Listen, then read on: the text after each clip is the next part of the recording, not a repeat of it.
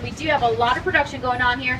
So I want you to take out your cameras because our entire Metro sets, that is this area here to your right, is being used for production today. We're shooting a pilot called Problem Child, and we also have a photo shoot. But first things first, here to your left, you can't nominate that is to your right, that humongous backdrop. You might even recognize a lot of the buildings that are on it as the buildings from the biggest metropolitan areas around the world. Now this street that we're approaching here to your right hand side is the busiest area of our backlot, known as the Brownstone Street. Besides the movies that was used here that you can see on your screens, this is also where Macaulay Culkin dropped that brick on the top of the roof in Home Alone 2. Also was used for one of the scenes in Gone Girl when they moved out of New York. And even, as you can see, Jim Carrey used to live here in Bruce Almighty. Close the door! I'm in the shower! Inside bad, outside good.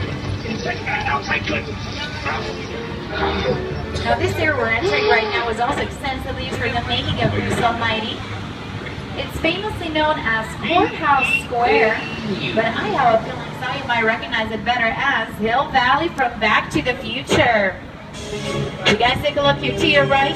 That is the original clock tower. That is a courthouse. Mine is a clock, which is safe and sound in our prop department at the moment. In the 4 white original Peterson Art School standing here, just that this location became so recognizable, we had to build a facade in front of it so we can use it for other projects as well.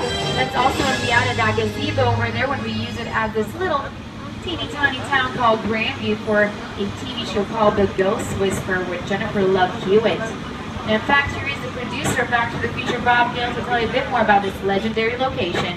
It was actually the back lot of Courthouse Square that inspired the entire climax of Back to the Future. I had scenes up in the clock tower on that ledge. It was the ledge about that wide. And I was standing